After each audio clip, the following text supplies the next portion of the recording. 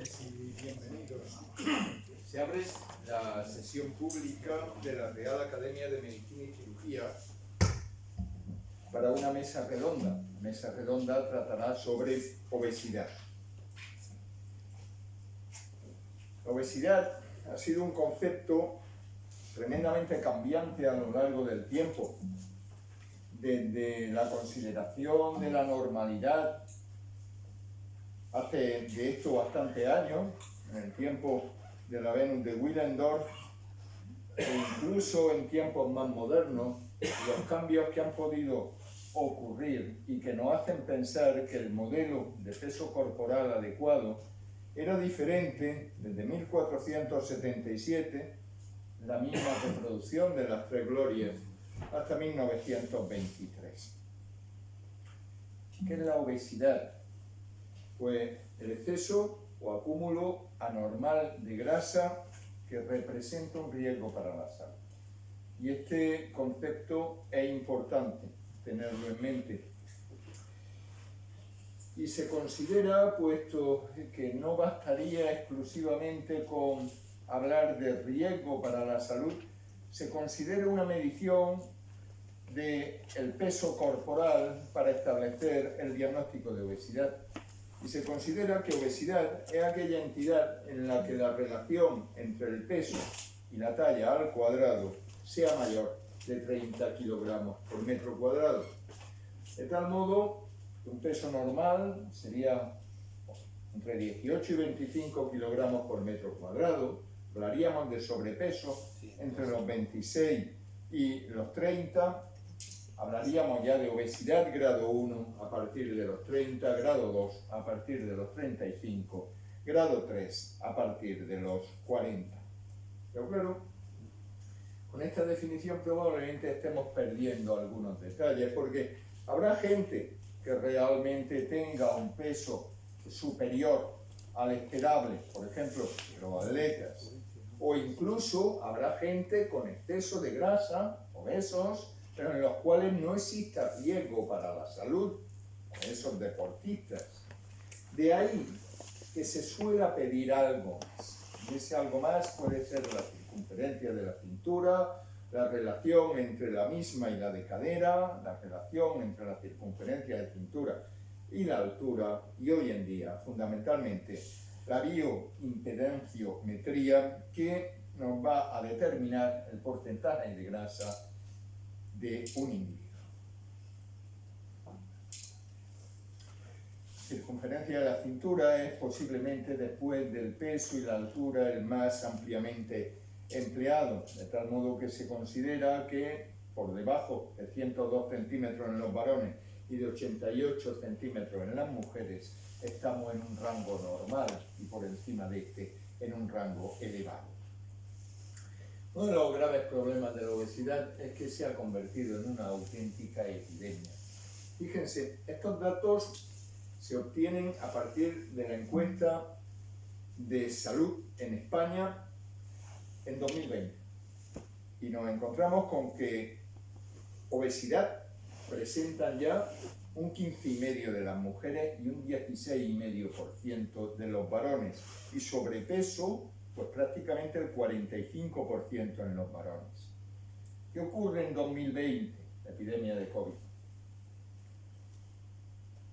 ¿Qué ocurre con los estudios realizados después de 2020? Pues lo que ven ustedes en la diapositiva. Sobrepeso, 64% de varones, 48% de mujeres. Obesidad, prácticamente el 20% en varones y mujeres. En solo 2-3 años.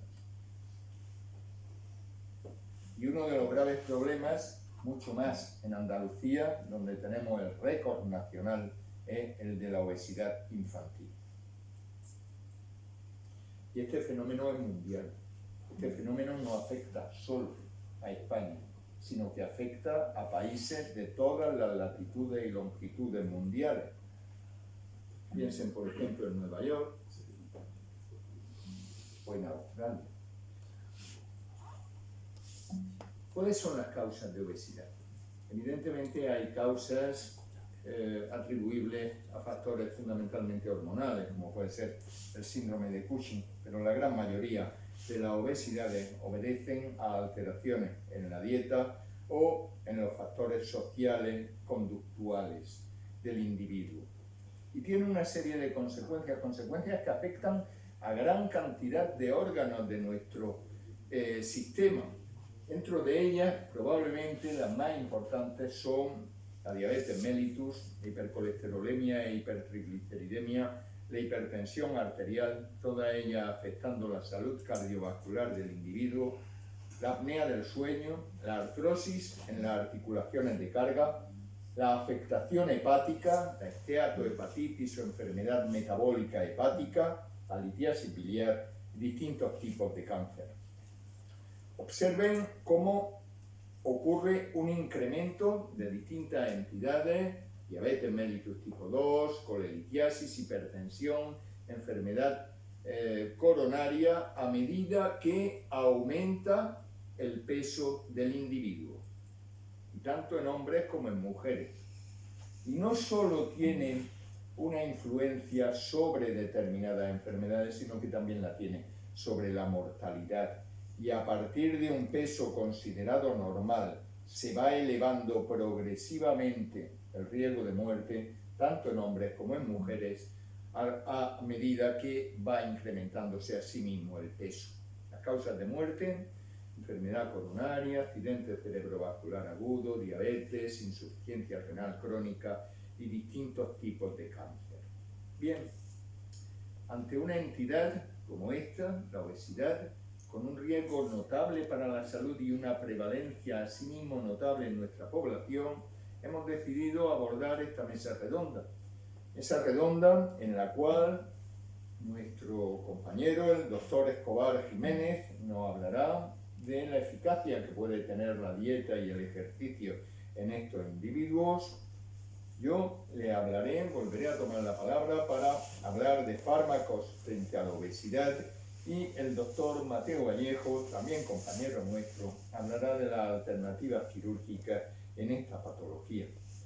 Tiene la palabra el doctor Escobar para deleitarnos en torno a dieta y ejercicio.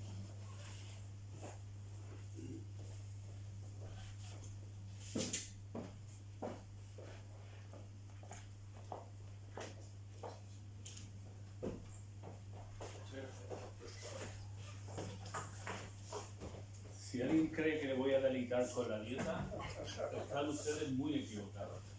Le voy a fastidiar mucho con la dieta.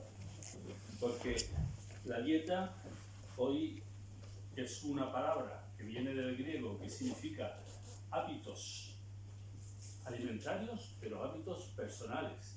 La dieta es en general una acepción y una definición que viene ya de siglos. Porque los griegos eran más sabios que nosotros, aunque todavía no se iban a destruir solos, pero nosotros sí estamos consiguiendo destruirnos solos. Y la dieta mal equilibrada, provoca grandes problemas. La obesidad, aquí lo he puesto, me parece que tengo aquí además un puntero. En la mujer es la obesidad, que es el aumento de grasa corporal, es más benigna que en el varón, porque en el varón tenemos una grasa central. ¿Qué quiere decir central? Que tiene mucho más posibilidades de estar en el corazón, en el hígado, en el cerebro, en el pulmón. Estamos ante la enfermedad que ha matado más personas que cualquier otra enfermedad. ¿Por qué? Porque la enfermedad de la obesidad no mata sola, tiene muchas manos, y mata a través de la hipertensión, mata a través de la diabetes, mata a través del ácido úrico, porque el ácido úrico es un factor de riesgo cardiovascular y cerebrovascular también. Y entonces lo que provocamos cuando pasa el tiempo es que una obesidad crónica provoca una muerte antes de los 60 años en general, que ahora veremos cómo Entonces esto es lo que ya se ha puntualizado, que la grasa visceral, retroperitoneal y subcutánea, pues nos provoca, cuando el hombre es más de 102 centímetros y mujeres más de 88 centímetros, tenemos una enfermedad cardiovascular, un riesgo aumentado de enfermedad cardiovascular. Y aquí tenemos el mundo. La obesidad llega a todos sitios del mundo. Aquí en Estados Unidos, los gordos eran, los obesos, por no decir, eran mucho antes de donde empezó la historia, porque la dieta equilibrada y la dieta mediterránea de la que vamos a hablar ahora, que es la dieta que se come en el Mediterráneo, pues no la tienen. Total, que ellos han inventado la hamburguesa y las pizzas y todo esto, pero tienen una obesidad importante. Quiere decir que un mayor de un 30% de obesidad ahí en Estados Unidos, luego tenemos un menor de 10% pues en África, porque claro, no es que ellos tengan una dieta saludable, sino que se mueren de hambre. Y entonces hay muy pocos obesos, pero ya con el tiempo y con el desarrollo iremos viendo cómo va aumentando el peso. Y luego tenemos en la parte de Asia.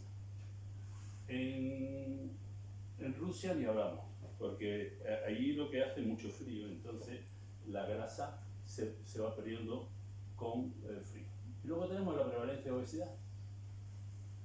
Fijaros, en Andalucía hay un poco más de aumento de la obesidad que en el resto de España, la media. Fundamentalmente a partir de los 40 años, hasta los 70.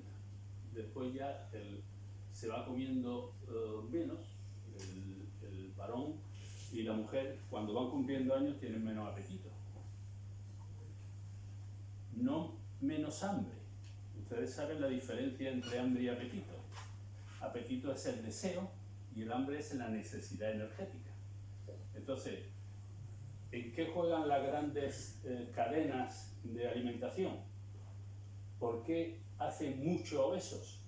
Porque saben jugar muy bien con el deseo, con el apetito. Porque la mayoría de la gente, si ustedes ven un carro de comida, cuando va al supermercado, ya, nada más que ver el carro de comida, sabes cómo come esa familia. Y los hábitos realmente deben de empezar de las primeras edades. Y los fármacos, o sea, y los alimentos, cuando empiezas habitualmente a comerlos muy joven, luego de mayor sigues teniendo ese deseo. Y aquí estamos con la mortalidad y con el índice de masa corporal. El índice de masa corporal y la grasa corporal se va elevando conforme vamos elevando el peso. Y entonces aquí tenemos un aumento de la mortalidad importante y como os he dicho anteriormente, por debajo de los 60 años la mortalidad de obesidad es muy elevada. Esta es la obesidad genética, pero esto es un 0,005%. La obesidad tiene una base genética, pero hay obesidades genéticas que realmente naces obeso y no tiene otra forma. ¿Por qué? Porque los factores termogénicos están muy deteriorados. Entonces el gasto energético es muy bajo, la obesidad, pues la grasa se vomita. Por lo tanto, ¿qué es lo más importante? El centro de lo que os decía anteriormente de la obesidad. Cuando hay obesidad, hay una pobre calidad de vida. Si además se une la hipertensión, la diabetes mellitus y la dislipemia, entonces estamos ante un problema serio. El SAOS, que es el ronquido y la dificultad respiratoria por la grasa pulmonar, es muy frecuente. Por supuesto el cáncer. El cáncer, hay muchos cánceres que se desarrollan en la grasa. En la grasa corporal se desarrolla mucho más rápido. Y la gente no muere teóricamente de obesidad, muere de cáncer producido por la obesidad. El 7% del gasto sanitario en España, lo que os decía, por debajo de los 60 años, 20 años menos, y luego lo que se ha dicho ya, lo que ha dicho el profesor Quirón con la artropatía y todas las enfermedades. Por lo tanto, tenemos un tratamiento integral de la obesidad. La clave es la modificación del estilo de vida. Tenemos los hábitos alimentarios para prevenirlo, porque con dieta y ejercicio se quitan muy pocas obesidades. Ahora estamos de enhorabuena, porque desde hace 7 u 8 años han empezado a surgir, después de una investigación que gran parte se ha hecho en Europa, unos fármacos que actúan directamente sobre la grasa corporal. Y esa grasa corporal puede disminuir. Si tú tienes unos buenos hábitos alimentarios, puedes mantener un peso, pero nunca vas a perder una obesidad. Hay muchísima gente machacándose permanentemente haciendo dieta y ejercicio. Puede estar toda su vida.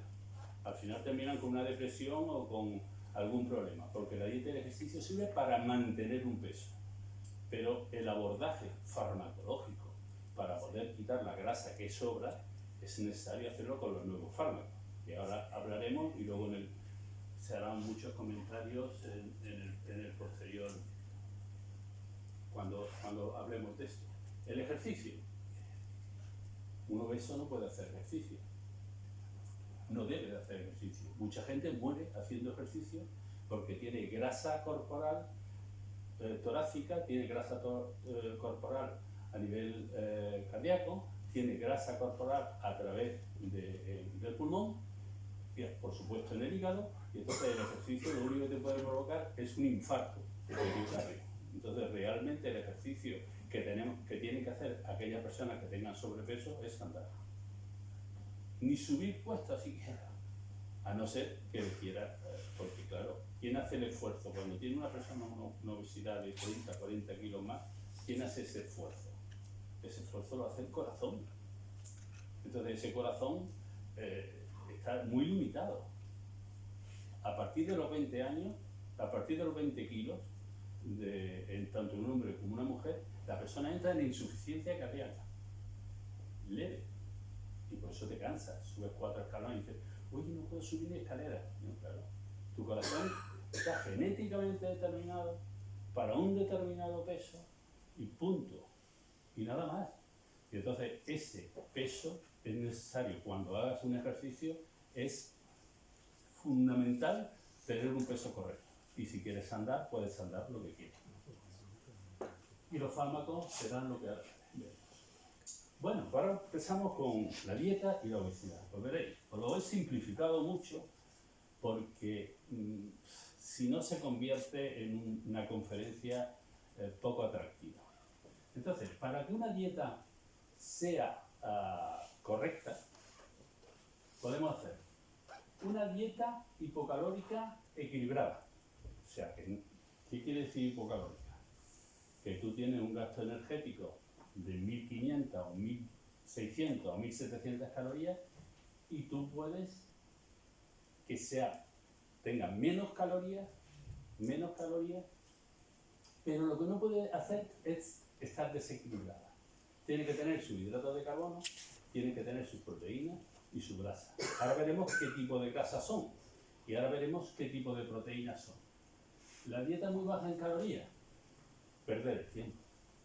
Si tú te pones con una dieta muy baja en calorías y decides comer, como ahora la dieta intermitente, bueno, la dieta de locura hay 18.000, porque todos los años salen algo porque alguien lo saca para darse un poquito de importancia. Pero la dieta muy baja en calorías, el organismo es muy sabio. Tú tienes un gasto termogénico. Suponte que aquí la media tenemos de 1.500 a 2.000 calorías. Y tú empiezas a decir, ahora voy a comer poco. Tu organismo hace y baja el consumo de calórico. Nosotros hemos vivido miles de años. Antes no teníamos supermercados, hace 2000 años. La gente no comía todos los días. Comía cuando cazaba, cuando mataba no sé, cualquier tipo de gallina o las fiestas del cordero o cualquier cosa, pero a lo mejor se pasaba 4 días sin comer. Y el organismo, no me importa. Tú me das de comer, yo gasto más. Tú no me das de comer, te gasto menos. Y una dieta hipocalórica jamás te hace perder peso. Bueno, te hace perder 2 kilos, pero a nivel mental te destroza. Luego está la dieta muy baja en grasas. Bueno, pues muy bien, podemos hacer una dieta muy baja en grasas y eso es bien, pero la dieta en grasa poliinsaturada y monoinsaturada las puedes tomar, no tienes problema. El que no puedes tomar son las grasas saturadas, que son las que realmente tienen problemas. Y los hidratos de carbono, pues puedes hacer un tratamiento con baja cantidad de hidratos de carbono, pero lo que tienes que coger y dejar de al lado son los azúcares rápidos. Dietas de bajo índice glucémico. Bueno, pues es lo mismo. Ahora explicaré lo que es el índice glucémico. La dieta hiperproteica a nivel renal pues, te puede afectar de forma importante. Y si tienes predisposición a tener hiperglucemia, pues lo va a tener importante. Y lo que no, y lo que ha sido siempre nuestra dieta más importante es la dieta mediterránea. La dieta mediterránea en la ribera de Europa, alrededor del mar Mediterráneo, y ahí hemos comido estupendamente y la esperanza de vida era maravillosa. Comíamos pues verduras, legumbres, frutas de todo tipo, carne, pescado, huevos. El huevo, que le han atacado de forma importante. El huevo es mucho mejor que la carne con el pescado. 2 huevos al día es una maravilla. Si la gente comiera más huevos, no la historia de que el huevo, que si el colesterol de huevo, bueno, el colesterol de huevo no sube. Lo que sube, si tú tienes una hipercolesterolemia genética, familiar, lo que tienes que hacer es tratarla, pero no quitarle los huevos, porque los huevos es lo más barato. El huevo y la legumbre son los alimentos para mí con más calidad de todo lo que hay. La legumbre, se pueden tomar 2 o 3 veces legumbre a la semana. Y huevos, 2 huevos todos los días. Fundamentalmente por la noche, porque así como hay poco tiempo y para hacer cosas, se puede hacer en tortillas, se puede hacer como quieras. Pues la dieta mediterránea. Vamos a seguir. Pero ¿cuáles son los requisitos de la dieta? ¿Cuánto tiempo tenemos? Profesor, ¿cuánto tiempo tenemos? 20 minutos en total. Bueno. Hay que disminuir la grasa corporal preservando la masa magra. Eso es fundamental. Cuando tú pierdes peso, solo tienes que perder grasa corporal. La masa magra la tienes que conseguir mantener, porque si no, estás sacando proteínas de toda la masa muscular. No podemos hacer una dieta que no podamos mantener en 1 año, 2 años, 3 años, porque entonces nos estamos engañando a nosotros mismos. Tenemos que hacer una dieta equilibrada y que haya una eficacia a largo plazo. Prevenir futuras ganancias de peso, pero eso es tan fácil como hacer una dieta mediterránea equilibrada, dar paseo, pero fundamentalmente a largo plazo es necesario. Y para eso, para que no haya ganancias de peso, es muy importante conllevar una educación alimentaria. Esa educación alimentaria tiene que venir desde que somos pequeños. Eso nos va a provocar una disminución de los factores de riesgo cardiovasculares y va a mejorar pues, la hipertensión, va a mejorar la diabetes, va a mejorar la hiperglicemia, va a mejorar todas las comorbilidades. Pero fundamentalmente, si tú estás sufriendo haciendo una dieta, estás haciendo una mala dieta. Es muy importante inducir una mejoría psicosomática. Y, por supuesto, aumentar la capacidad funcional. Aquí tenemos una recomendación de los nutrientes, por ejemplo, 45-55% de hidrato de carbono. Hidrato de carbono que fundamentalmente tiene que ser verdura, ensalada, legumbres, pan y proteínas, carne, pescado y huevo, el 15 al 25%, las grasas totales, el 25%, que sean grasas fundamentalmente monoinsaturadas o poliinsaturadas. Fundamentalmente nosotros tenemos pues, el aceite de oliva, que es nuestro oro, y por supuesto la fibra, que nos va a venir bien, entre otras cosas, para prevenir el cáncer de colon. Y la fibra está en todas las verduras, las legumbres, las ensaladas, todo esto es lo que tiene fibra, y aparte tiene hidrato de carbono. Los índices glucémicos, si tú coges un alimento y le pones, le haces una ingesta de 50 gramos, ese índice glucémico se eleva. Si es más del 70% es muy alto, 56 al 69%, y menos del 55% es bajo. ¿Qué nos interesa? Pues que los índices glucémicos sean bajos, para que no estemos provocando una secreción pancreática de insulina para normalizar cada vez que comamos la glucosa. Y luego tenemos la carga glucémica por alimento, que también es otro concepto, y esto es, depende de la cantidad total de la ración habitual de dicho alimento. Y aquí tenemos las características de nuestra dieta mediterránea, que hemos exportado al mundo entero. Alto consumo de origen vegetal, consumo de grasa a un 40% máximo, con menos del 20% de calorías por ácidos grasos monoinsaturados. El aceite de oliva, consumo moderado, alta de pescado, cantidades moderadas o bajas de pollo, porque hay muchas personas que comen pollo todos los días. Y hay muchas carnes de mucha mejor calidad que el pollo. Bajo consumo de carne roja y productos derivados de la carne, y bajo consumo bajo o moderado de alcohol. Fundamentalmente una copita de vino tinto con las comidas es una maravilla. Y ahora, después de hacer una dieta correcta, pues tenemos una actividad física que tenemos que hacer de forma adecuada. Y esa actividad física, pues tenemos las palabras claves. Actividad física, aeróbico, o sea que hay consumo de oxígeno. Consumo energético. Si nosotros tenemos 1600 calorías, es muy importante que hagamos ejercicio para que ese consumo sea aeróbico, pero no anaeróbico, o sea que en el aeróbico hay presencia de oxígeno y en el anaeróbico no lo hay. El entrenamiento es muy importante. En el ejercicio es muy importante el entrenamiento, tener una frecuencia cardíaca máxima, que hoy con los relojes estos que tenemos y todo esto ya se puede. El gasto energético de 24 horas es muy importante, y la masa libre de grasa, que es todo lo que son la masa magra y luego la masa grasa. Esas son las palabras clave del ejercicio. Entonces, por ejemplo, caminar, pues un gasto calórico de 5 calorías por 24 horas, pues muy bien, entonces se puede hacer perfectamente. Correr, bueno, el que quiera correr, que corra. Entonces el gasto calórico es mucho mayor. El ciclismo, ¿veis?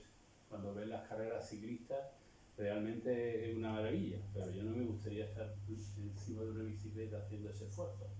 El tenis también, y subir escaleras es el gasto energético máximo.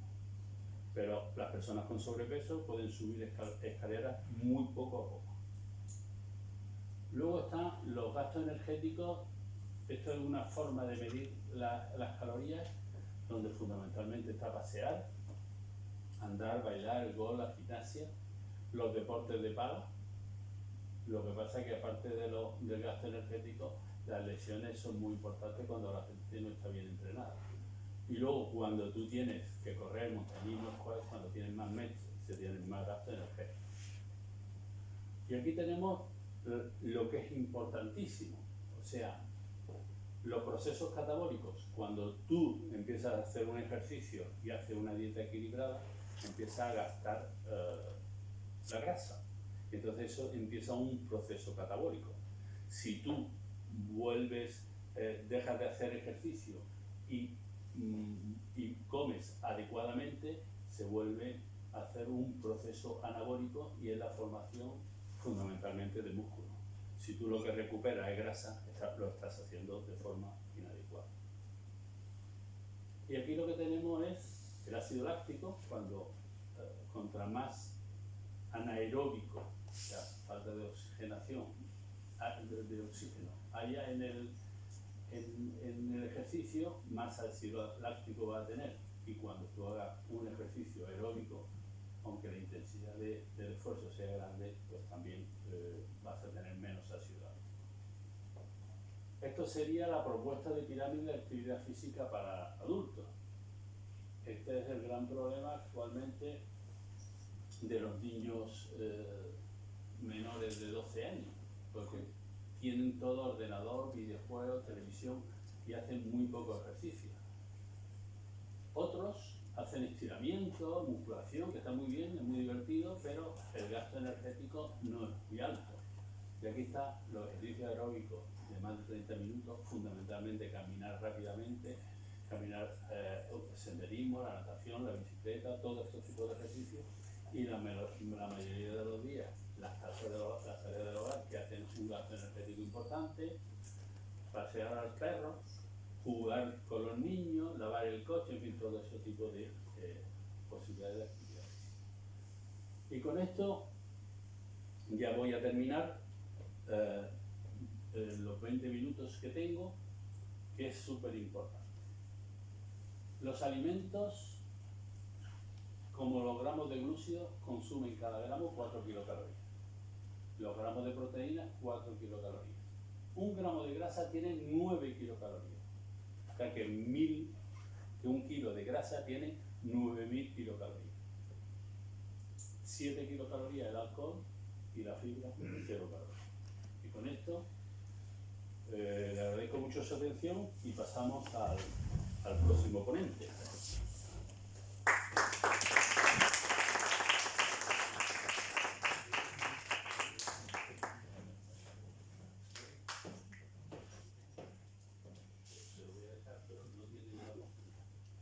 No, no te preocupes, no.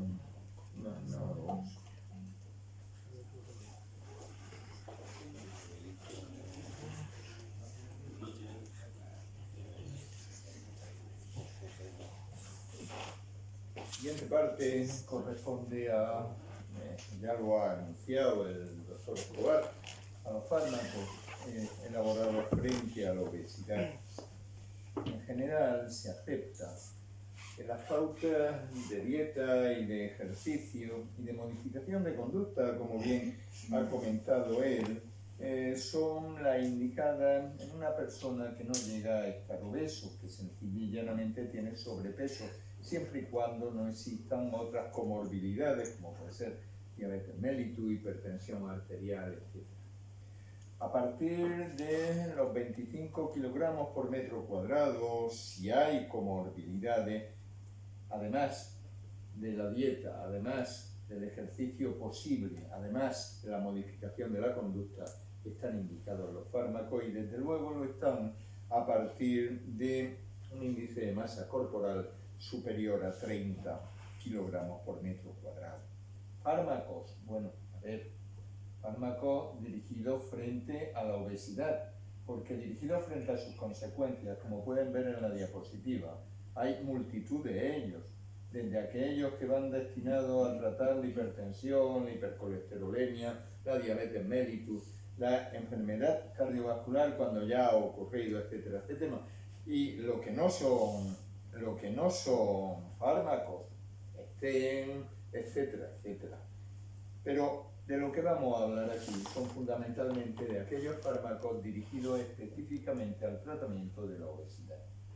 Y dentro de ellos disponemos de la combinación fentermina-topiramato, naltrexona, bupropión, los péptidos similares al glucagón de tipo 1, agonistas de sus receptores, o de los péptidos insulinotrópicos modificables por glucosa y del orlistat. Cada uno actúa de un modo distinto. La fentermina, topiramato, la naltrexona, bupropión actúan fundamentalmente sobre el sistema nervioso central. Los GLP-1 y los GIP actúan sobre aparato gastrointestinal y a través de la vía entre estos órganos y el encéfalo. Y el orlistat actúa fundamentalmente sobre aparato intestinal. El orlistat determina una mala absorción de grasas. Topiramato, fenteramina, anfetamina, bupropión, naltrexona disminuyen el impulso hacia la comida y algunos de ellos, la fentermina, la anfetamina, incrementan el consumo energético. Liraglutide, semaglutida o tirzepatida son agonistas del receptor del GLP-1 y la tirzepatida adicionalmente del polipéptido insulinotrópico dependiente de glucosa. No todos están disponibles en España. En España está disponible el Orlistat, no están disponibles topiramato, fenteramina, bupropión, naltrexona. Sí están disponibles los agonistas de GLP-1 y de GIP. Son financiables. Es financiable la liraglutida para el tratamiento de la obesidad. Los otros dos también lo son para el tratamiento de la diabetes mellitus, pero no de la obesidad en sí.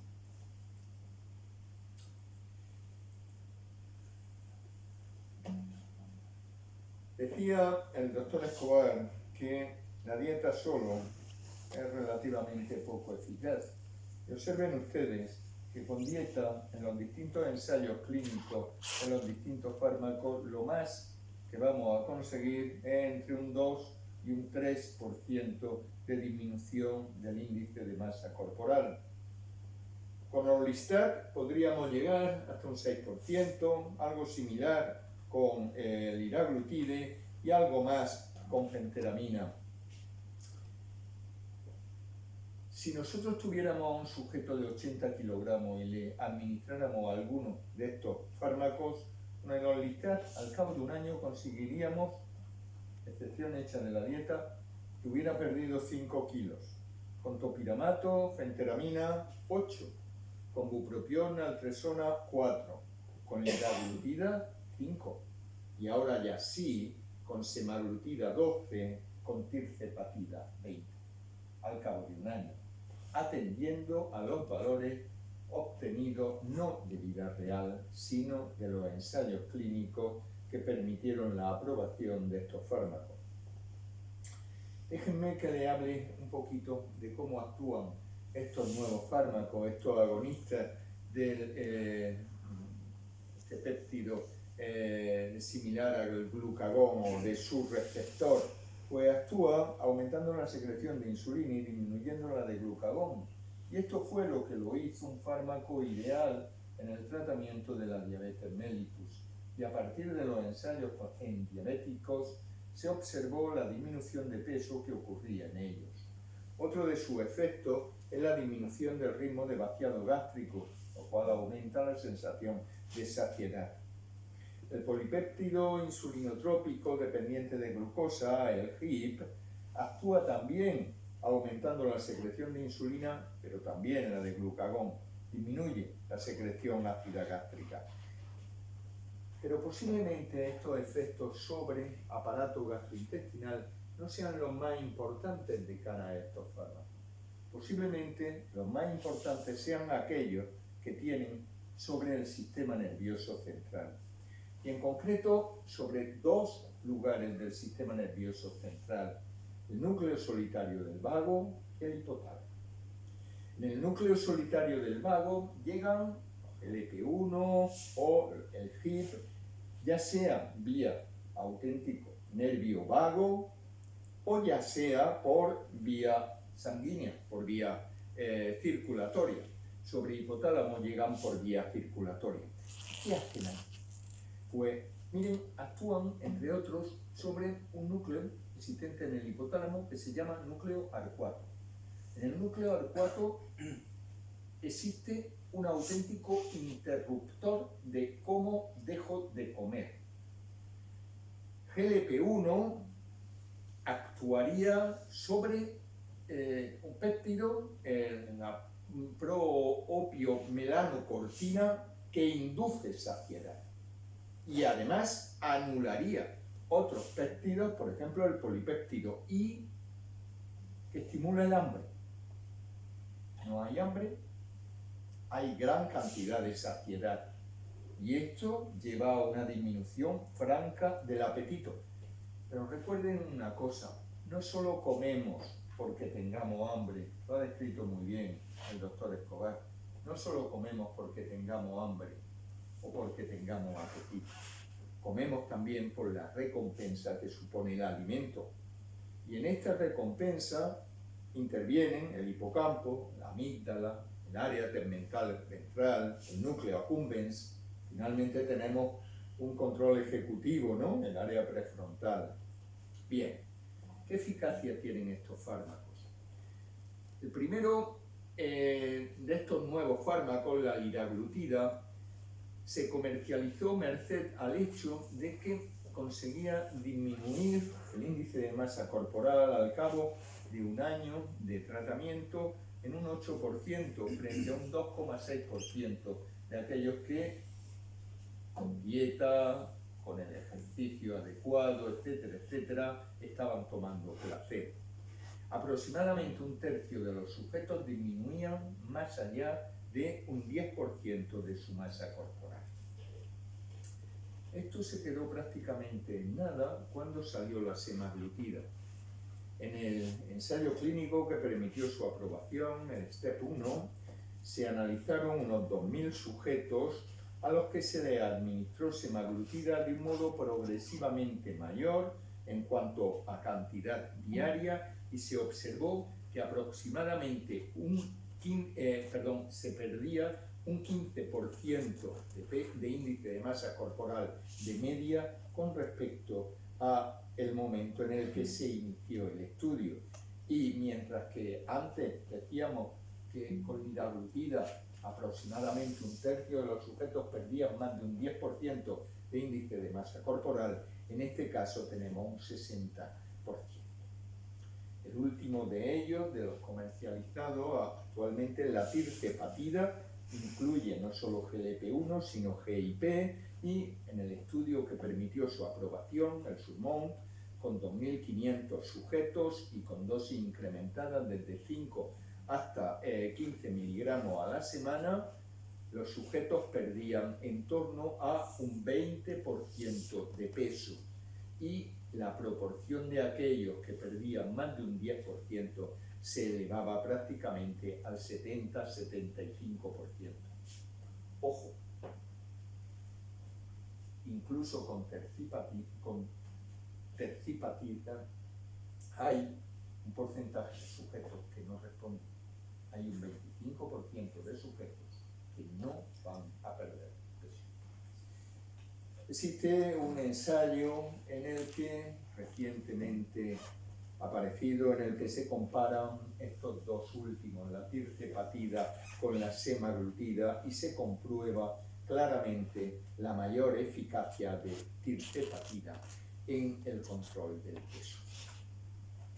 Claro que también tienen efectos secundarios y posiblemente el más conocido sea el denominado cara-Ozempic. Existen otras partes del cuerpo que también han recibido el nombre de Ozempic. Obedece sencilla y llanamente a la pérdida de grasa, también de masa muscular, que tienen estos sujetos y que obliga a hacer una serie de actividades adicionales. Entre otras, y no me voy a meter en estética, entre otras, incrementar en la medida de lo posible el ejercicio físico y adoptar una dieta en la que la cantidad de proteína no sea insuficiente. Pero claro, no son solo efectos estéticos, sino que existen también una serie de efectos secundarios que llegan a aparecer en torno a un 20-40% de los sujetos y que habitualmente son sobre todo gastrointestinales, náusea, vómito, estreñimiento o diarrea.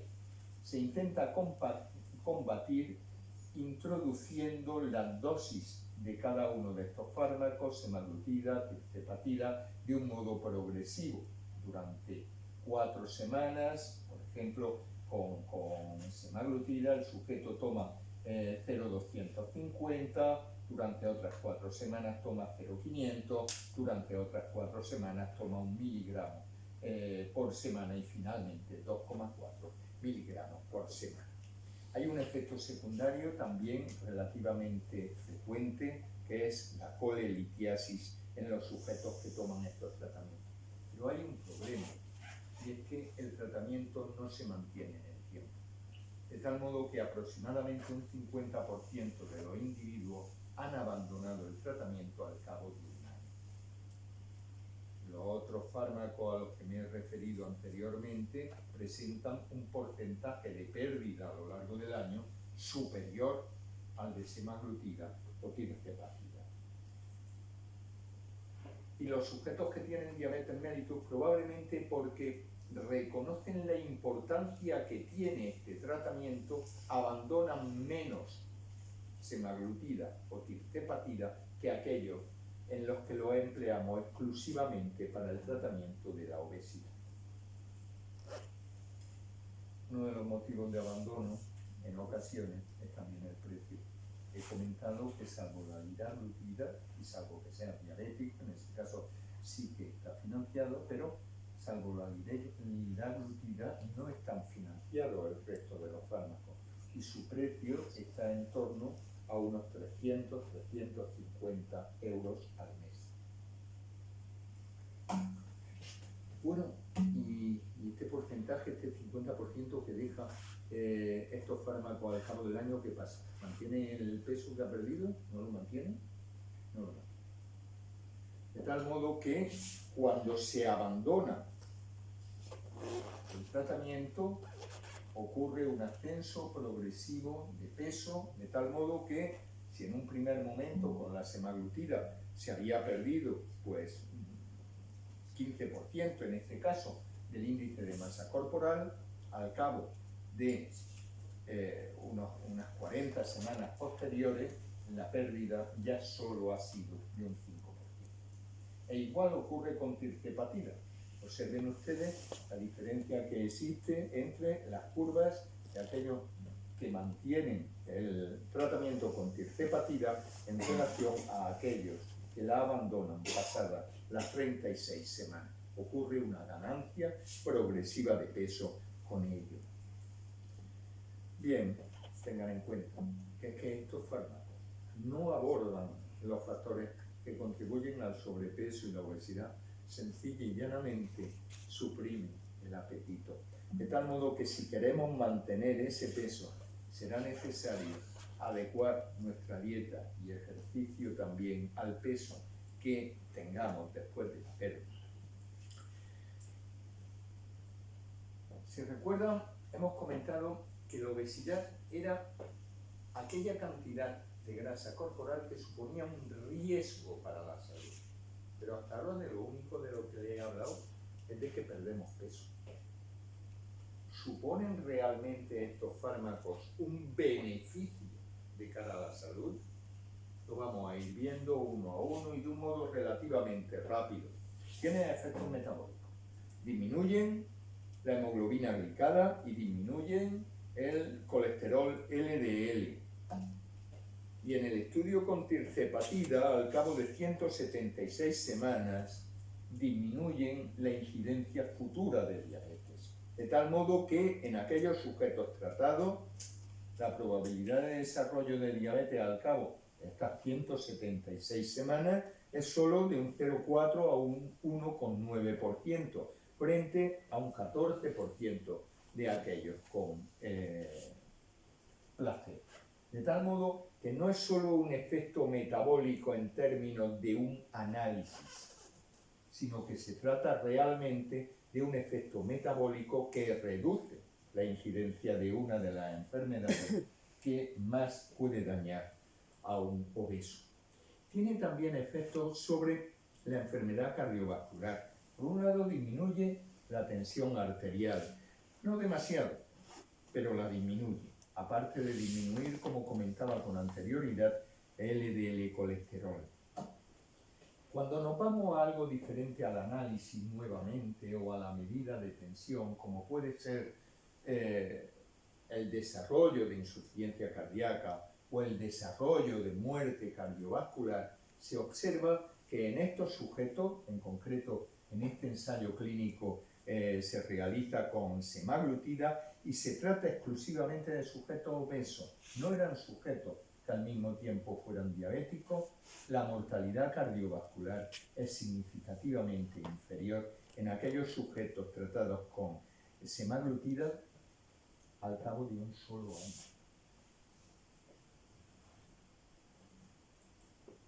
Con tirzepatida pasa algo similar. mientras que la mortalidad de estos sujetos con placebo,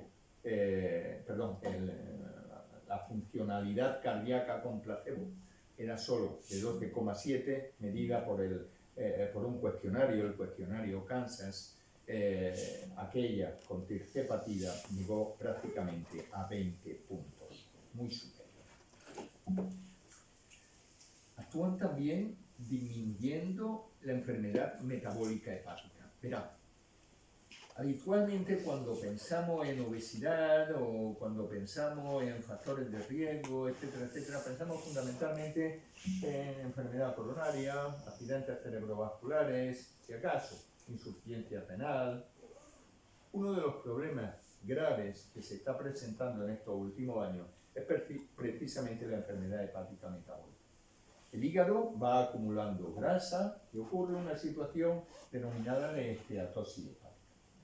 A medida que va pasando el tiempo, la esteatosis no queda en un solo acúmulo de grasa hepático, sino que además empiezan a aparecer fenómenos inflamatorios. Y desde una esteatosis, que se le denominaba con anterioridad, pasamos a una situación de esteatohepatitis, no alcohólica, sencilla y llanamente metabólica. Pero claro, en cuanto ha empezado la inflamación, va a seguir progresivamente la fibrosis y finalmente va a terminar en la cirrosis del individuo. Y esta cirrosis se comporta del mismo modo que la cirrosis del virus C. Al cabo de unos 20-25 años, el 2-4% de estos sujetos habrá desarrollado un hepatocarcinoma. Bien, pues la enfermedad hepática metabólica está presente prácticamente en la cuarta parte de la población y dentro de sus factores de riesgo, uno de ellos, clave, es la obesidad. ¿Qué hacen estos fármacos? Pues verán, si consideramos sujetos que aún no han llegado al estadio de cirrosis, la semaglutida es capaz de eliminar la situación de fibrosis hepática, incluso fundamentalmente en estadios precoces de estos individuos, en algunos casos hasta en un 59% de sujetos. Pero todas estas fases son totalmente asintomáticas, la que no lo es en la de cirrosis. Pues bien, aquellos sujetos tratados con semaglutida en relación a aquellos otros tratados con placebo presentan una incidencia de cirrosis hepática a lo largo de la evolución sensiblemente inferior que los sujetos tratados con otros fármacos. Lo comentaba el doctor Escobar también, uno de los problemas que tienen estos sujetos es la apnea del sueño, y la apnea del sueño mejora significativamente con el tratamiento, en este caso concreto con tirzepatida, de tal modo que reduce un 25% el número de índices de apnea, hipopnea al cabo de un año solo de tratamiento. Y con respecto a las neoplasias, hay un estudio que se realiza ciertamente en diabéticos obesos, a los cuales se les sigue desde 2008 hasta 2005 hasta 2018. Son 13 años. Y se analiza qué ocurre con la incidencia de neoplasias en aquellos tratados con agonistas de GLP-1 respecto a aquellos tratados con insulina. Y lo que se encuentran los investigadores es que prácticamente de 13 neoplasias que siguen evolutivamente, todas ellas disminuyen, excepción hecha, curiosamente, del cáncer de mama, un cáncer que tenemos muy asociado al hecho de la obesidad, pues este no disminuye por el hecho de estos tratamientos y tampoco lo hace el cáncer de tiroides. El resto sí. Y uno de los últimos factores que han posicionado a estos fármacos a la cabeza de fármacos innovadores ha sido el hecho de su acción sobre el desarrollo de demencia. Un metaanálisis en el que se analizan 23 ensayos clínicos que informan de la existencia de demencia en aquellos sujetos tratados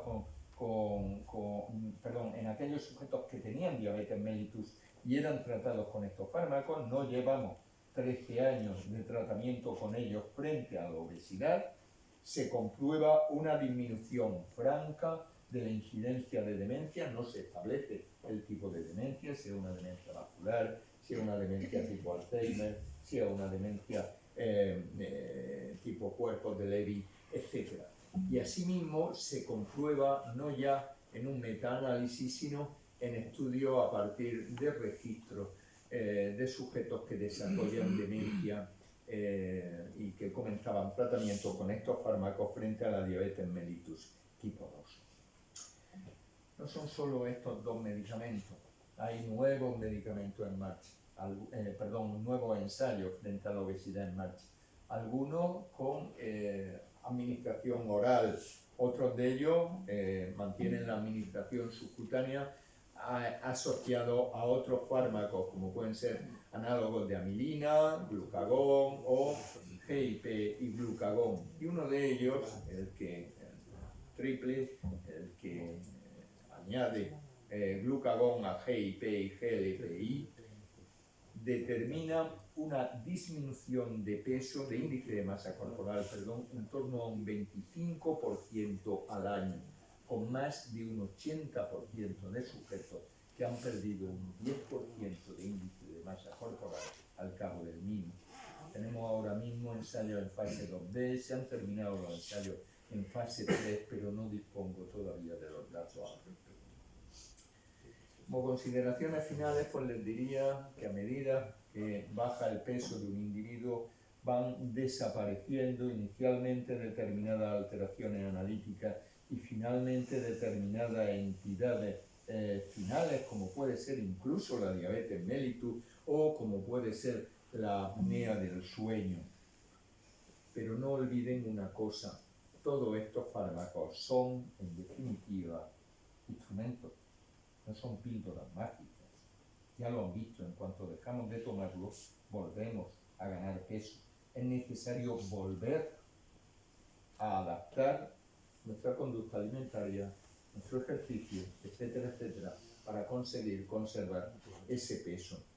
Y de hecho, la OMS emitió hace poco, en este mismo 2025, un comunicado en el que afirma estar altamente preocupada por el enfoque medicalizado de la obesidad, con el empleo fundamentalmente para el tratamiento de ella de agonistas de GLP-1, y considera que posiblemente esto provoque una respuesta distorsionada de la obesidad, sin contar otras preocupaciones que aquí no ocurren, o creo que no ocurren, pero que sí que pueden ocurrir en otros lugares. ¿Han pensado ustedes qué puede suceder si un sujeto con anomalías de su imagen corporal, una anorexia nerviosa, etcétera, empieza a consumir estos fármacos porque se sigue considerando obeso? Gracias.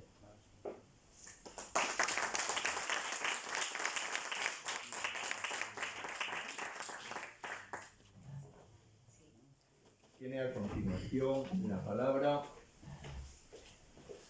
el doctor Eos, que nos va a hablar de la cirugía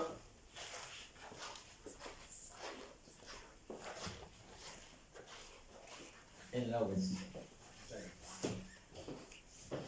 Muchísimas gracias al doctor Girón por la invitación a estar aquí con vosotros. Y bueno, yo soy un cirujano un poco raro, todo se ha dicho de paso, porque les voy a hablar sobre la cirugía de la obesidad, pero no creo en la cirugía de la obesidad. Es decir, yo soy un poco escéptico en el tema de la cirugía de la obesidad. La cirugía bariátrica comenzó hace ya bastante tiempo.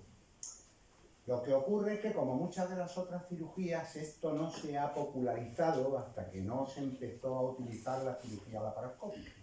La cirugía del obeso es una cirugía compleja porque es un paciente con un abordaje abdominal bastante difícil dada la capa de grasa. Entonces, a partir de 1990 y a partir del 2000 con la cirugía robótica, pues esto se ha estandarizado. Inicialmente se realizó en todos los hospitales, no solo públicos, sino también privados, pero básicamente en los públicos se empezó a hacer en muchos hospitales. Yo en aquella época estaba en el hospital de Jerez y se empezó a operar pacientes de cirugía bariátrica. Pero dio la casualidad de que a partir del 2004 empezaron a producirse una serie de fallecimientos que marcó mucho a nivel periodístico, salieron muchos informes sobre pacientes fallecidos, y entonces a partir de ese momento salió una normativa por la cual nada más que se podían operar en hospitales de tercer nivel, por lo menos en España. La cirugía de la obesidad está marcada, aparte de por cómo sea el paciente y las características del paciente, una de las cosas que la marcan es cómo comen. Es decir, hay pacientes que comen 3 veces al día, pero mucha cantidad, y hay pacientes que se llevan todo el día comiendo a lo largo del día, pican y pican y pican y pican, y entonces hay que buscar qué tipo de cirugía le podemos hacer. A los que comen mucho le vamos a hacer una cirugía básicamente restrictiva, y a los que comen poco, pero durante todo el día, le vamos a hacer una cirugía derivativa. Y a los que están súper obesos, es decir, los que tienen una masa corporal por encima de un IMC por encima de 40, pues le vamos a hacer una mezcla de los dos, porque si no le hacemos una restrictiva y una derivativa, pues no conseguimos nada. Las restrictivas fueron las primeras que se empezaron a hacer. ¿Por qué? Pues porque eran más fáciles. Vamos a ser claros, eran bastante más fáciles de hacer. Inicialmente esto era la manga, lo que era la banda gástrica ajustable, que esto iba con un receptor debajo de la piel, con lo cual se podía hinchar y entonces disminuía el tamaño del estómago. Al disminuir el tamaño del estómago, pues te ataba enseguida, y eso servía, ¿vale? Pero tenía un problema, que la bandita esta perforaba el estómago, esto se infectaba, producía muchos problemas y esto se abandonó. Una variación de esto fue la gastroplastia vertical bandada o con banda, que era agrapar el estómago aquí y ponerle una bandita aquí para que quedara muy poco estómago, que se llenaba muy rápidamente con la comida. Tampoco funcionó. Evidentemente también la banda, cuando metemos cualquier tipo de cuerpo extraño en un órgano dentro de nuestro cuerpo, lo normal es que tengamos la forma de que lo expulse de alguna de las maneras. Y lo suele expulsar a través del estómago y queda bastante feo. Entonces eso no se volvió a utilizar más. Luego se popularizó el bypass gástrico. Este fue algo que durante mucho tiempo se estuvo haciendo. El bypass gástrico es una técnica compleja, tanto por abierta como con laparoscopia, y lo que hace es utilizar un cachito chiquitito del estómago al que se le implanta un trozo de intestino delgado para que de esa forma el resto del estómago no funcione. Yo no sé si se acordarán de un síndrome que se llamaba el síndrome del antro retenido, que era una de las posibles complicaciones de la cirugía gástrica. Yo siempre le decía a mis compañeros, esto ya no es un síndrome del antro retenido, esto es un síndrome del estómago retenido. Le dejas el estómago entero sin conexión a nada. Luego veremos que esto ha generado bastantes problemas y que también es una técnica que actualmente casi no se usa. Hasta que alguien descubrió la manga gástrica. Este ha sido el Nova Más, lo que se llama el sleeve gástrico, ha sido el Nova Más porque es una cirugía relativamente simple, con un bajo índice de complicaciones y que tiene dos funciones. Por un lado, hace un tubular gástrico que te deja un estómago muy pequeñito. Y en segundo lugar, la grelina que se produce en el cuerpo gástrico, al llevarte el cuerpo gástrico, que te lo quitas totalmente, pues quitas la necesidad de comer, con lo cual realmente tiene un doble efecto, llamémosle metabólico y restrictivo, los dos, ¿vale? Si a esto le añadimos, es decir, si además de hacer algo sobre el estómago, le añadimos que le recortamos o le acortamos la cantidad de intestino que puede absorber la comida, hacemos una cirugía derivativa y además la hacemos también restrictiva. Aquí tenemos una manga gástrica y le hemos quitado todo este recorrido de intestino para que absorba. con lo cual el paciente lo único que absorbe son por los últimos 50 o 60 centímetros de intestino delgado. Esto es hacer como un síndrome de intestino corto, pero a lo bestia, ¿vale? Hombre, evidentemente esta es la forma de conseguir mayor pérdida de peso, mucho más que solo con la restrictiva pura. La mortalidad se presuponía que como estos pacientes eran presuntamente pacientes sanos que no tenían una enfermedad, pues debía de ser cero. Por desgracia en cirugía la mortalidad cero no existe, es imposible. Y además, la cirugía que se hace sobre estos pacientes, que no están sanos porque son hipertensos, diabéticos, con patología cardiológica, con mucha grasa intraabdominal, que hace que también sea muy posible que puedan aparecer complicaciones, la mortalidad se consideraba que debía de estar entre 0,1 y 0,5, más o menos, 0,1, 0,5%. En el 2002 salió en el país 15 personas murieron en el 2002 por operarse de obesidad. Y el Ministerio de Sanidad dijo, hombre, de 1.502 operaciones han muerto 15, pues un 1%. Pero realmente no era un 1%. Eso es una cifra estimada. Estaba por encima de un 2%. Vamos a ver, yo no he hecho cirugía de obesidad, pero sí he hecho cirugía oncológica, he hecho gastrectomías. Y la gastrectomía, que al fin y al cabo no deja de ser una cirugía parecida a esta, está grabada entre un 4 y un 7% de mortalidad. Y más o menos es la que puede esperarse en una cirugía de un paciente obeso. ¿La mortalidad por qué es? Pues mire, pues las causas principales son las mismas de cualquier paciente. Lo que pasa es que el tromboembolismo pulmonar es más fácil que aparezca en un paciente obeso. La hemorragia es más difícil de detectar a veces las intraabdominales en un paciente obeso. Las sepsis por fugas anastomóticas han llevado a muchos pacientes a la UCI y las complicaciones cardíacas también. Como complicaciones hay muchas. Me decían compañeros míos que sí trabajan en obesidad. Mira, cuando tú haces una cirugía restrictiva, si el paciente no vomita y no tiene reflujo, es que no está bien hecha. Es decir, que los pacientes tienen un estómago tan pequeño que no pueden tragar. En el momento en el que le llega al tope, empiezan a refluirle y tienen vómitos. Eso está claro. Las fístulas. ¿Cuál es el problema de las fístulas en el paciente obeso? Que el paciente obeso, la sepsis es muy difícil de determinar, por lo cual los pacientes suelen tener cuadros sépticos que generalmente se ven a muy tardar. Entonces, estos pacientes son pacientes complicados de tratamiento. Luego, queda un estómago excluido para la endoscopia. Vamos a ver, ese estómago retenido que yo he dicho antes en el bypass gástrico, que se deja el estómago dentro, han salido muchas publicaciones de qué hacemos cuando el paciente tiene una hemorragia digestiva alta. Si no le podemos hacer una endoscopia, ese estómago está ahí, suelto. Entonces, ¿cuál ha sido la solución? Pues le abrimos la barriga, le hacemos una laparotomía y el endoscopio se lo metemos a través del estómago. Lo cual, hombre, es un poquito bestia, ¿vale? Y ahora mi pregunta es, esto estamos hablando de hace 30 años aproximadamente. ¿Qué va a pasar con esos pacientes cuando tengan un cáncer gástrico? Porque el cáncer gástrico no se lo vamos a poder localizar por endoscopia. ¿Qué lo vamos a ver? Cuando ya esté en un estadio 4, lo vamos a localizar ¿cómo? Pues no es fácil, es decir, que estos son temas de discusión, ¿vale?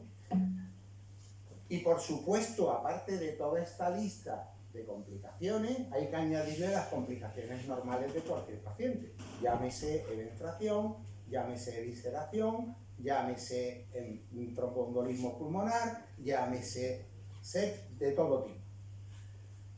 Las que llevan la derivación, aparte de eso, le tienes que añadir una serie de problemas. Los pacientes tienen una esteatorrea, tienen una mala absorción, tienen diarreas crónicas, tienen patología anal. Yo que soy proctólogo, aparte de cirujano, veo muchos pacientes operados de cirugía de obesidad que vienen por problemas anales, fístulas, abscesos, porque tienen diarreas. Diarreas que no son 1, 2, 3 deposiciones, son 10 y 12 y 2, 14 deposiciones diarias. Tienen déficit vitamínico, tienen hipoproteinemia, tienen anemia por malabsorción. Es decir, que estamos hablando que esta cirugía tiene sus complicaciones. Por supuesto, esas son, digamos, las más rapiditas. Hay problemas psicológicos. Verán, le voy a contar una anécdota.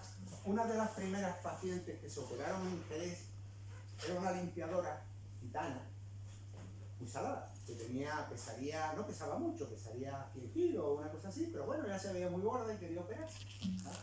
Y unos meses más tarde, después de su baja y esas cosas, me dice: ay, doctor Mateo, no sé por qué me he operado.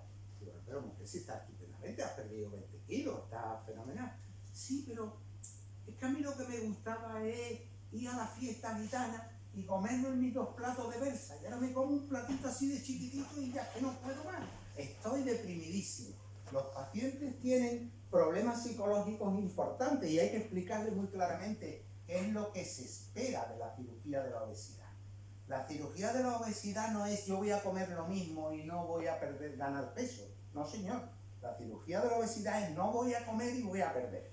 ¿Vale? Pero eso hay que verlo. Luego, otro problema, la reganancia de peso. Es decir, los pacientes pierden peso muy rápido, pero lo ganan muy rápido también, ¿vale? ¿Por qué? Pues porque buscan métodos alternativos. Ahora veremos cuáles son los métodos alternativos, pero los buscan. Y otro factor también importante, de lo cual aquí nos ha hablado, el alcoholismo. Los pacientes saben que bebiendo alcohol, que le entra muy rápidamente porque le pasa perfectamente por ahí, también ganan calorías y eso conlleva también problemas y está más que decir. Vamos a ver, como ya os he dicho, soy un tanto particular como cirujano, pero también tiene sus partes buenas la cirugía, ¿vale? ¿Cuáles son? Pues efectivamente hay una pérdida de peso. La pérdida de peso es muy llamativa, sobre todo en los primeros meses. Se llega a perder hasta un 70% del exceso de peso.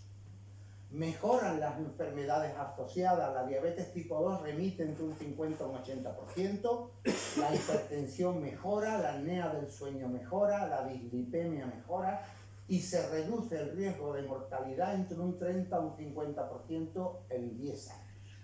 Y mejora la calidad de vida percibida. Pero esto si no se gana peso. Es decir, la recuperación del peso perdido es el problema. ¿Qué se considera recuperar peso? Pues significa que recuperar más del 25 al 30% del peso perdido o volver a tener un índice de masa corporal superior a 35. La cirugía restrictiva tiene una reganancia de peso desde un 30 a un 50%. Y en un estudio que realizó la Mayo Clinic en el año 2021, decía que el 93% de los pacientes mantienen al menos el 10% de pérdida inicial.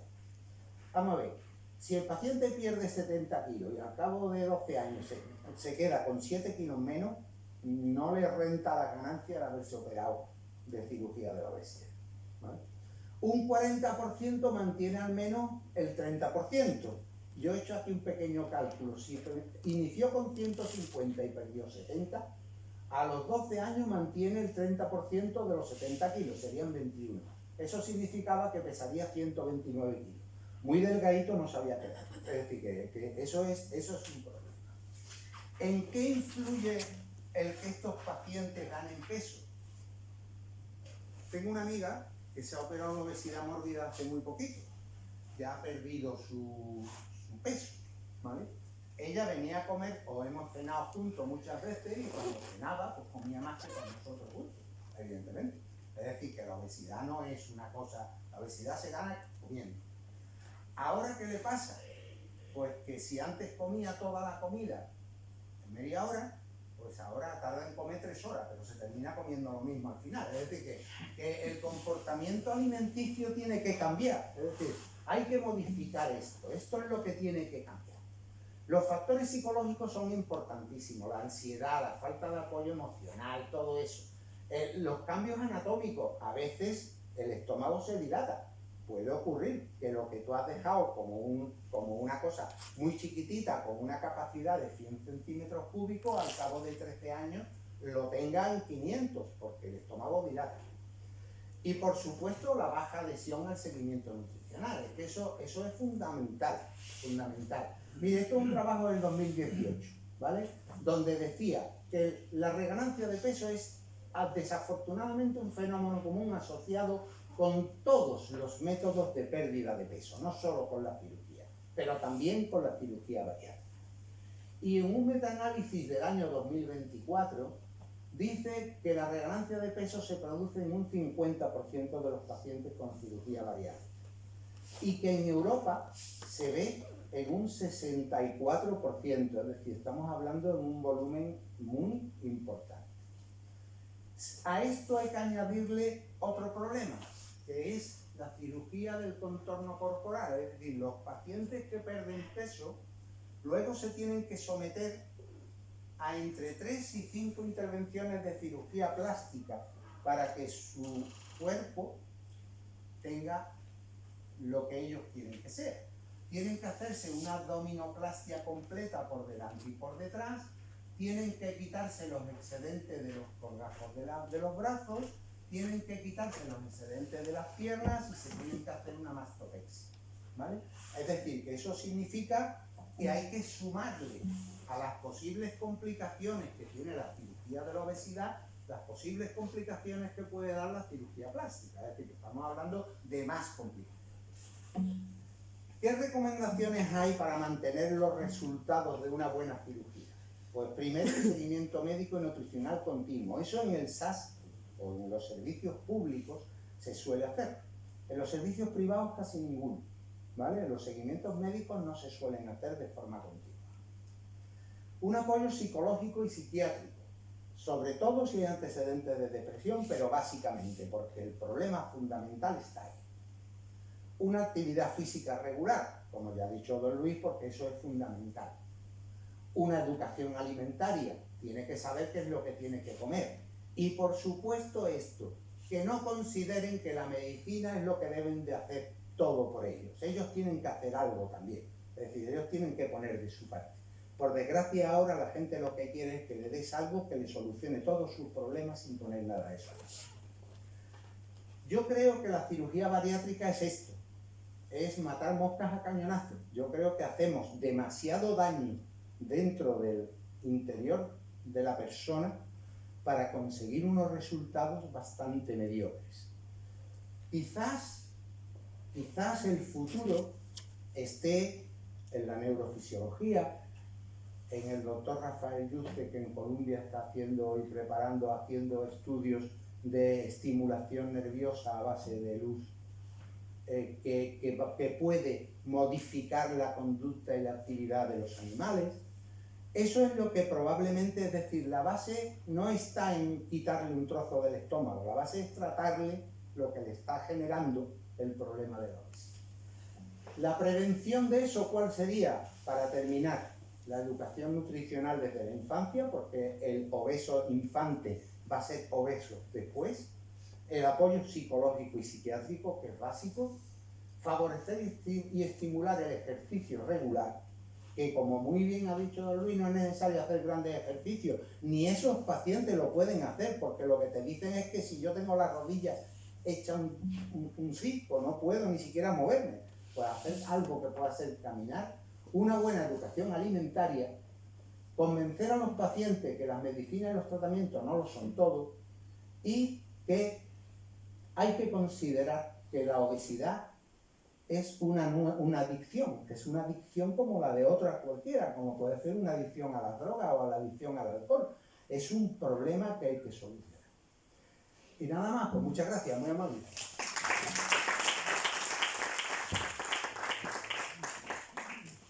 Abrimos, si les parece, unos 15 minutos, si les viene bien, de coloquio con los participantes. Una pregunta para el doctor Espada. En la citalglicina, ¿dónde entraría aquí? Hombre, tenemos... Bueno, la citalglicina es un tratamiento para la diabetes. Creo que... La citalglicina es un tratamiento para la normalización de glucemias fundamentalmente a nivel hepático. pero no tiene que ver nada con el tema de la obesidad. Produce fundamentalmente sobre todo en diabéticos que no están muy evolucionados o que tienen una diabetes tipo 2 leve, se puede producir un mantenimiento de la glucosa muy adecuado. Pero realmente desde el punto de vista del tratamiento del sobrepeso, no lo sé. Por lo menos los pacientes no dicen que les quita el apetito. Fundamentalmente lo que hay más pérdida de peso es por los fármacos como la metformina, que es la que hacen más pérdida de peso, y la sitagliptina es un fármaco que está muy bien para el control metabólico de la glucosa, pero en diabetes muy leves. Muchas gracias. Doctor Comino. A ver si se oirá bien. Bueno, es un tema que me interesa muchísimo porque desde el principio de los años 90, cuando nos mudamos a Puerto Real, una de las líneas principales de investigación en el servicio que yo tenía el honor de dirigir allí en aquel hospital fue precisamente la obesidad relacionada con la obstetricia y con la ginecología, obviamente. De hecho, han salido múltiples tesis y algunas se han presentado aquí en esta Real Academia. Por lo tanto, es un tema que me interesa mucho y por lo tanto a mí me han surgido infinidad de preguntas, pero claro, no voy a hacer todas esas preguntas. Pero sí les preguntaría, porque han hablado de ello tanto al profesor Girón como al doctor que nos ha hablado de la dieta, que dice que es la definición de la obesidad es un acúmulo excesivo de grasa. Pero yo les pregunto... ¿Con riesgo para la salud?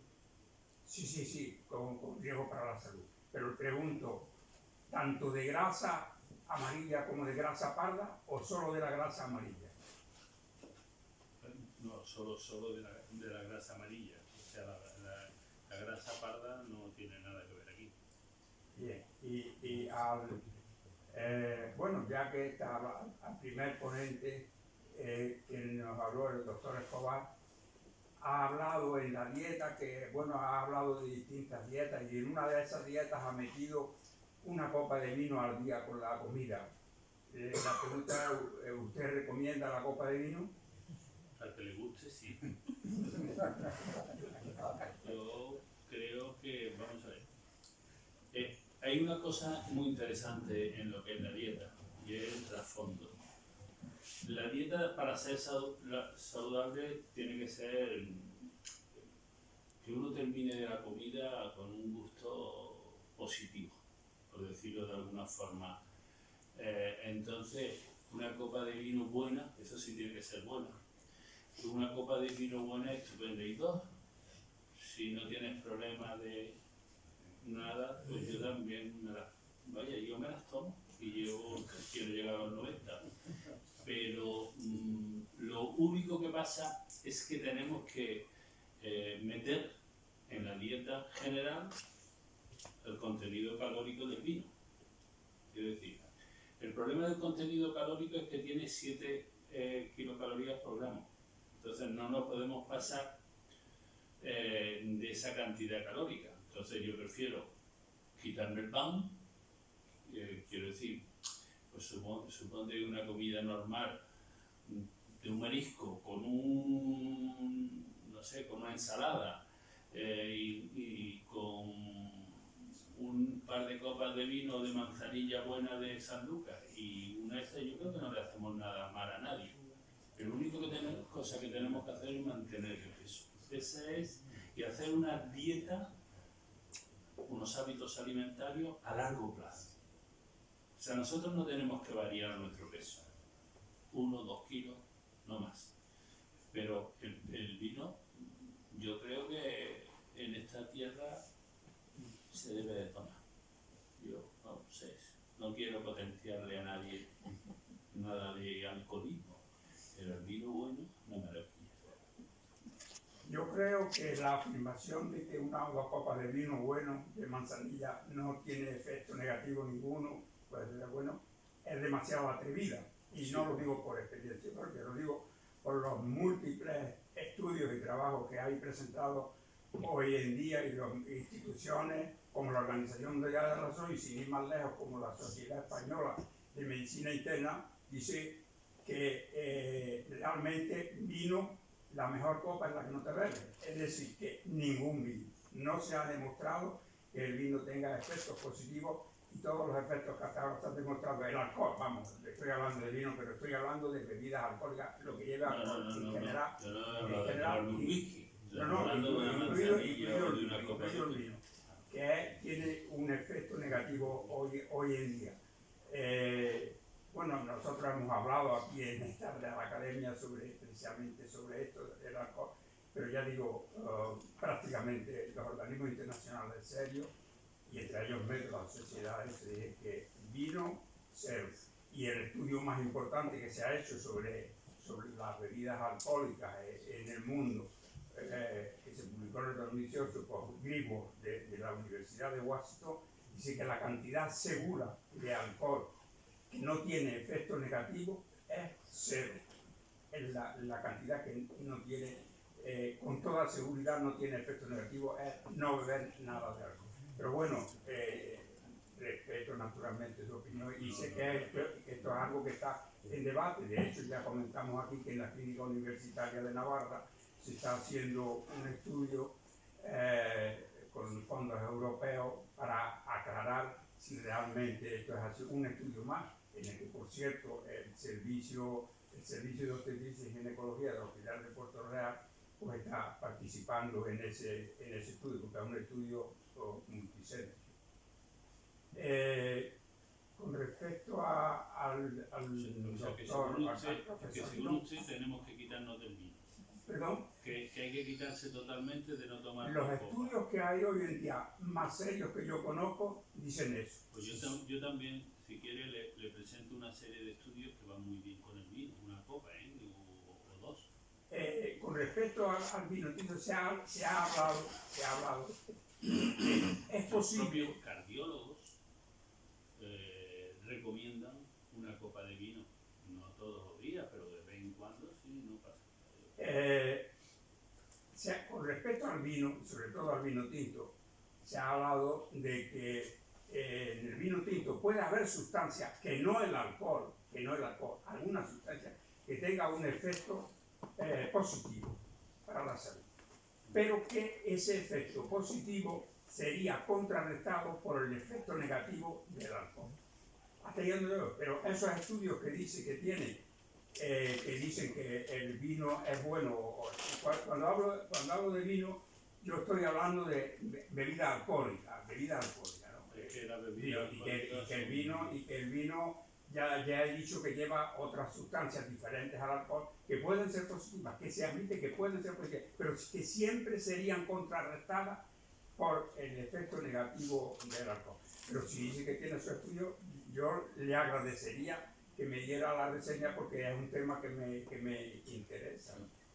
Con respecto al profesor Girón, ¿qué opina de la obesidad metabólicamente saludable o obesidad metabólicamente normal?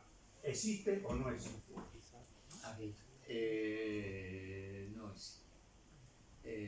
Puede existir hoy, pero dentro de un tiempo X va a dejar de ser saludable, en el sentido de que uno puede estar con un sobrepeso, con una obesidad incluso, y no tener ninguna de las sintomatologías o ninguna de las alteraciones analíticas que he comentado hoy, pero esto es una carrera de fondo.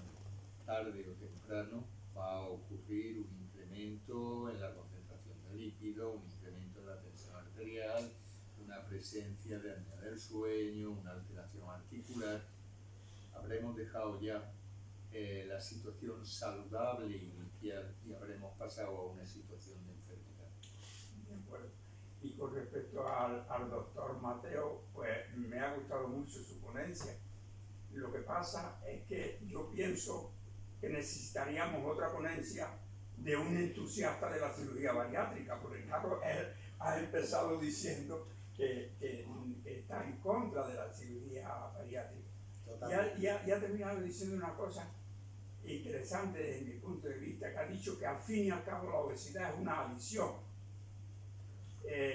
Yo recuerdo que muchas veces en la puerta del quirófano he ido a operar a una mujer obesa, más o menos obesa, no una obesidad mórbida, pero alguna con una obesidad mórbida llegamos a operar. Pero bueno, todos los ciudadanos sabemos que se pasa muy mal operando a personas muy obesas. Yo recuerdo haber dicho a muchas mujeres, no a una, sino a muchas mujeres: a usted le gusta mucho comer, usted come bastante.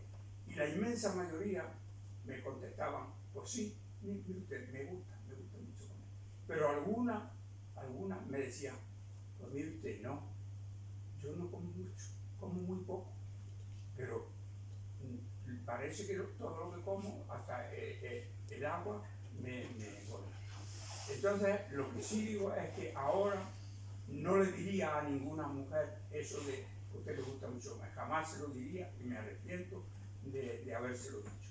Porque no es solamente comer mucho. Se decía, y yo lo he oído muchas veces, que la obesidad era una cuenta bancaria, en la que cuanto más introducía, pues la cuenta decía más grande, y si no introducía, pues la cuenta y se acaba la cuenta ya.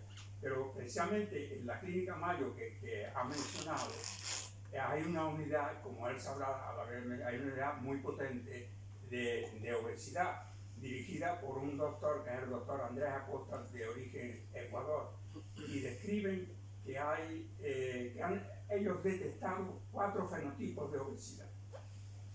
El primer fenotipo lo que llaman cerebro hambriento, es decir, que cuando se come, como él ha dicho también, el estómago segrega grelina, le envía un mensaje al cerebro diciéndole que ya está saturado, que no tiene que comer más. Y entonces en esas personas ese mecanismo no funciona. El cerebro no capta ese mecanismo, y como no capta ese mecanismo continúa comiendo. Luego está el intestino hambriento, en el que lo que no funciona es que el mensaje no lo manda adecuadamente el intestino al cerebro para decirle que ya está saturado. El tercer fenotipo sería el hambre emocional, que sería el hambre del estrés. Hay personas que el estrés, yo por ejemplo cuando tengo estrés no me entra nada, y hay otras personas que el estrés les da por comer. Yo recuerdo cuando estaba en la oposición a cátedra, tenía un compañero que el estrés le daba por comer y no paraba de comer todo el día. Y el último fenotipo es lo que se llama metabolismo ineficiente. Es decir, esa persona tiene un metabolismo que no quema calorías apenas, y entonces ese metabolismo deficiente es lo que hace que aunque coma poco, todo va al tejido adiposo.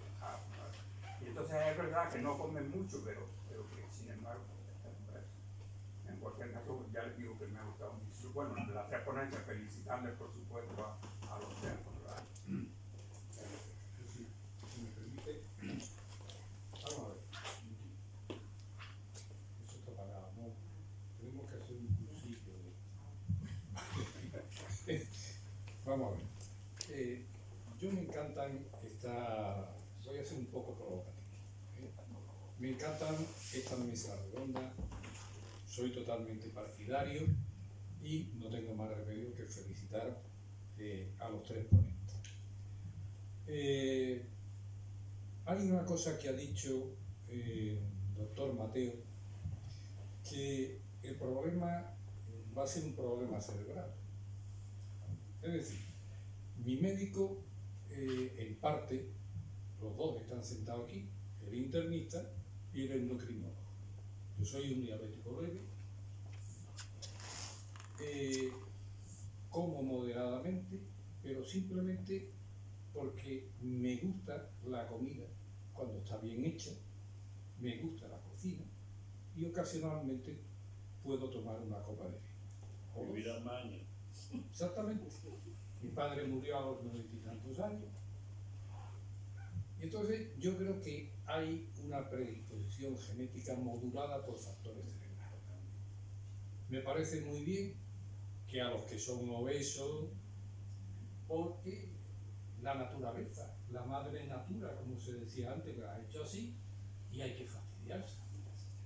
Yo tampoco me parezco a Richard Gere ni a ninguno de los que ha puesto aquí, ni tengo la capacidad de tener dinero como.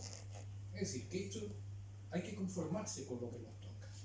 Y lo que nos toca es adaptarnos un poco, evidentemente, acudiendo a las medicinas y cosas esas, pero ma non troppo.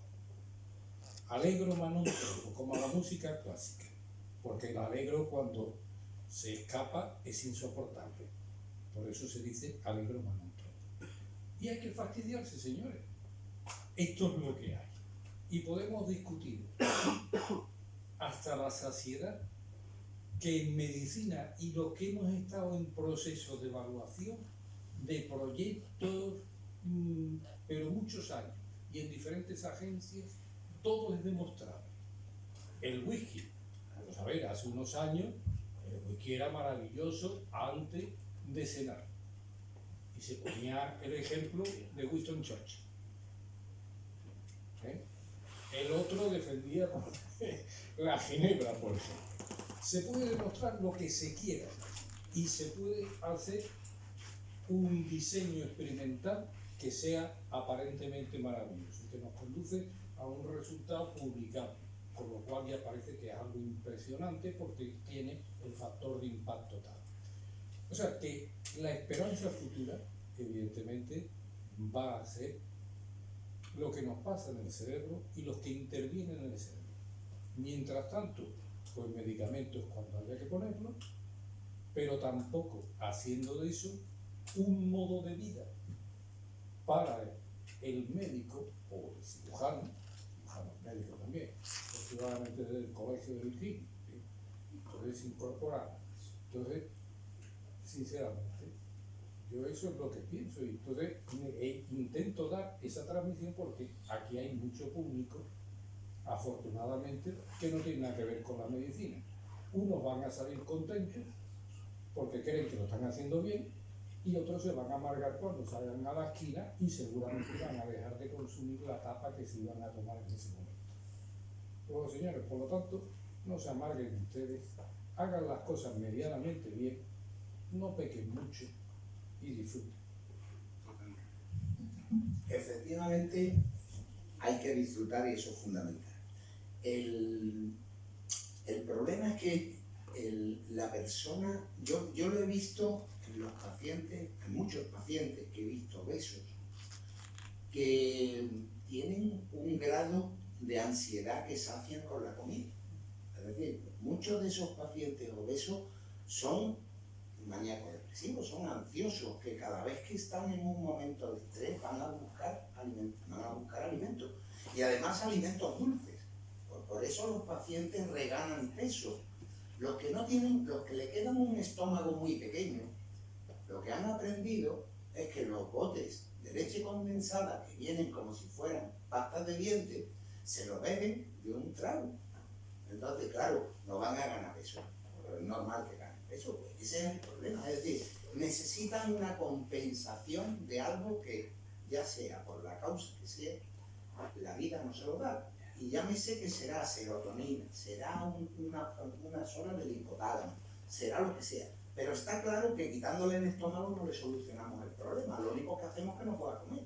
Y además lo convertimos en unos amargados, porque muchas de esas personas no están contentos con la vida que tienen después. Lo que ocurre es que, bueno, digamos que es una solución, entre comillas. Por eso, desde mi punto de vista, no me parece una solución correcta. Reconozco que es una solución, como muy bien ha dicho, tendríamos que traer a alguien que fuera del lado contrario y que fuera muy adicto al tema de la cirugía de la obesidad, pero yo creo que es un recurso con mucho riesgo. Y a mí, con darle riesgo a la gente para no conseguir buenos resultados no me parece ético, sinceramente. Por eso yo no me he metido en esa historia. editorial de la Rita Tutrida, este último que lleva 3 análogos, Glucagón, GIP y GLP-1, el editorial más o menos venía a decir el fin de la cirugía bariátrica. Y lo decía así porque la pérdida de peso era similar con este fármaco a la cirugía bariátrica y lo podía revertir en el momento en el que quisiera sin una lesión producida e irreversible.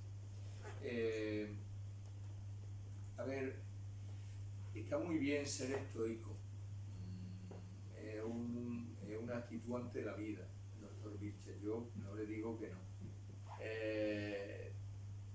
Pero eso niega un hecho, y es que la obesidad está muy bien porque Dios te ha hecho así, pero produce muchísimas enfermedades asociadas y no es malo que lo mismo que nos ha hecho así de cara a que la genética nos produzca una talasemia, no es malo que tengamos mecanismos genéticos para curar la talasemia. Y del mismo modo que la genética nos ha hecho X, no es malo que la medicina investigue para solucionar el problema. No, si yo sé que lo ha hecho por aquello de mejor la polémica que la política, pero a ver, vayamos al fondo.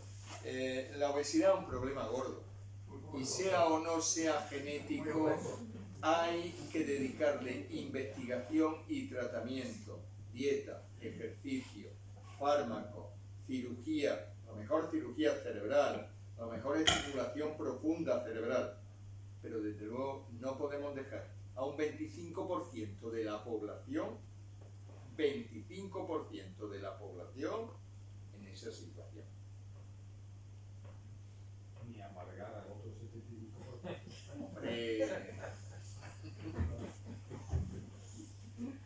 brevemente. Muchas gracias, felicidades a los 3.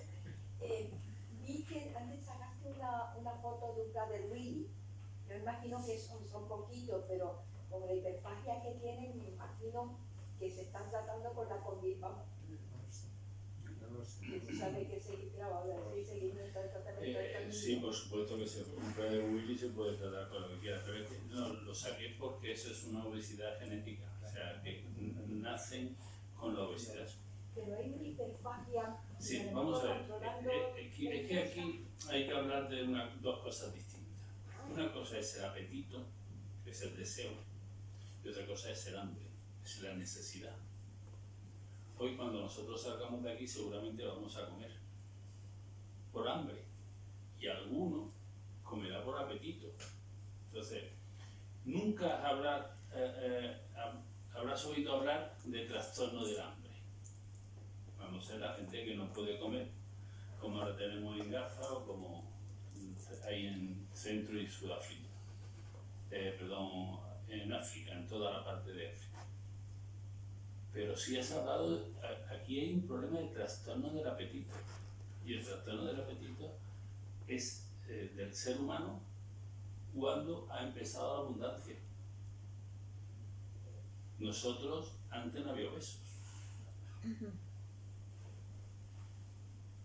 Todos hemos visto muchas películas de Jesucristo y de tal.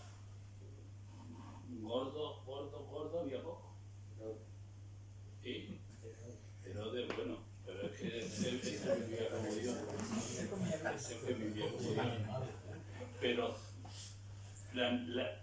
la abundancia es lo que nos ha llevado a la obesidad, fundamentalmente. Entonces lo que pasa es que una persona no es obesa de la noche a la mañana.